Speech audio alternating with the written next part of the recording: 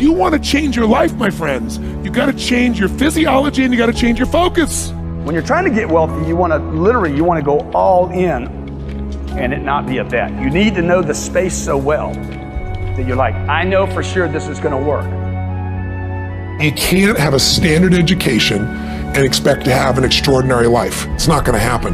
The one breakthrough for all leaders is constant, never-ending improvement. And that means educating yourself and continuing to develop even greater emotional mastery, because that's what affects whether you execute or not. The opportunity for self-education is there. We have to change our psychology from, I'm going to do what everybody else does and I'm mad because it doesn't work anymore, to the reality is this is the greatest time to be alive if you're growing, you're learning, you're educating, and you're developing valuable skills. So instead of complaining, you got to say, where are the skill sets valued in the marketplace? And how do I work harder on myself than anything else? Because if I become more valuable, then I will be able to give more, do more, and change more. When I interviewed Warren Buffett, I asked the most important investment he ever made in his life. You know what he said it was? I was thinking all the companies he'd done, He said, Tony, go into Dale Carnegie. I said, what? He goes, because by developing myself, that's the most important investment. Those skill sets, learning how to persuade, learning how to speak, learning how to influence, all my ideas would have died on my lips if I hadn't been able to influence, and I learned it from that little course. The most valuable thing I ever did in my life, he said.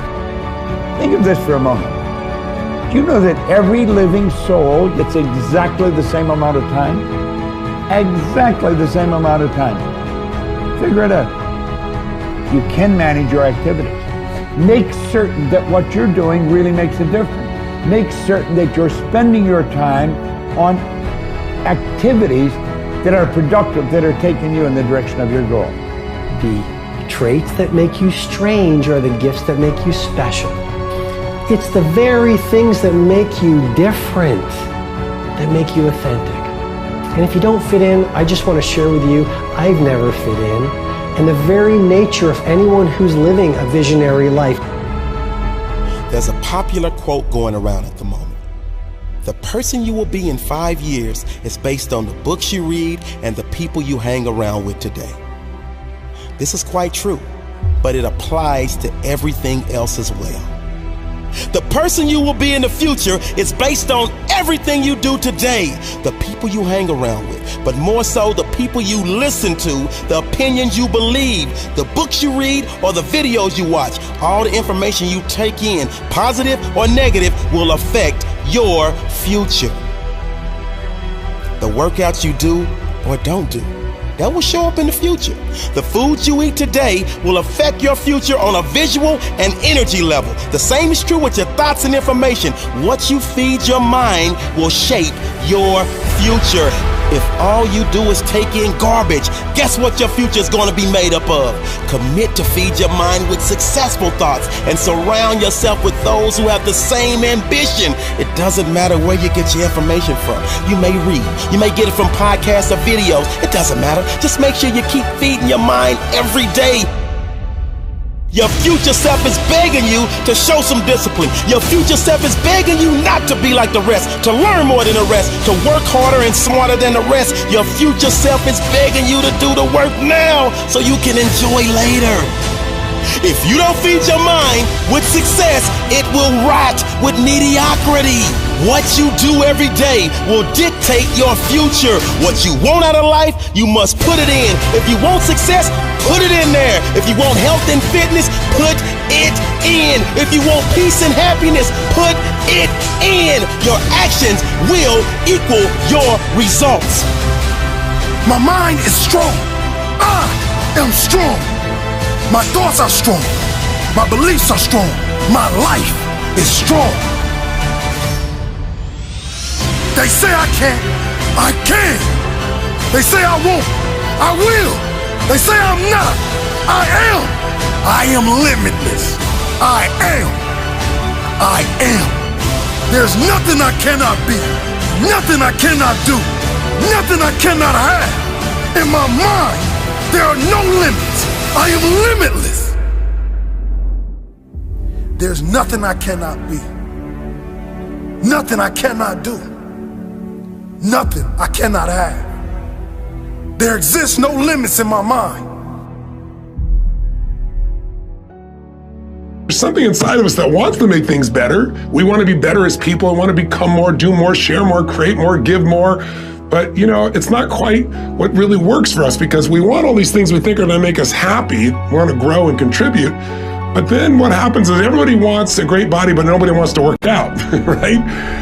What we got to understand is that progress equals happiness. If you know what you want and you can make consistent progress, you're going to get there. You're going to get to where you really want to be, where that sense of passion and aliveness, the results you want, really do occur. Step one, remember, a compelling vision.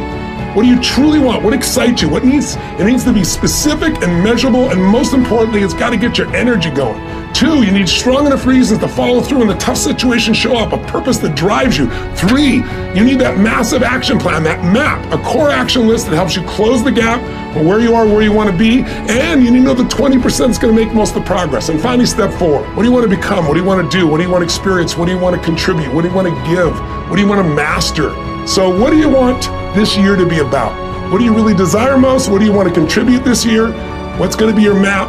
And what are the rituals that are going to make it real? Please, for your benefit, don't just watch this video. Do something right at the end here to get you going and get you some initial momentum.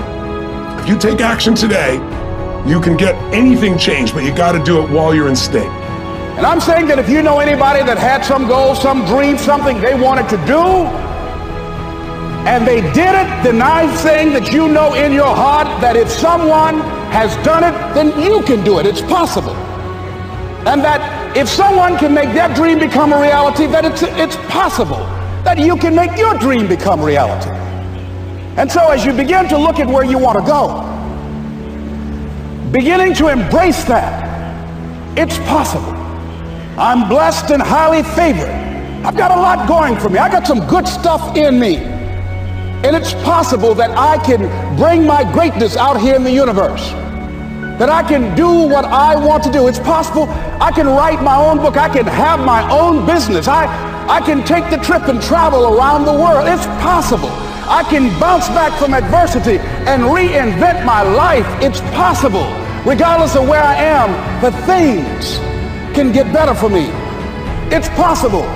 I'm thinking about 2 men right here in Chicago who were fairly successful, similar background, educated.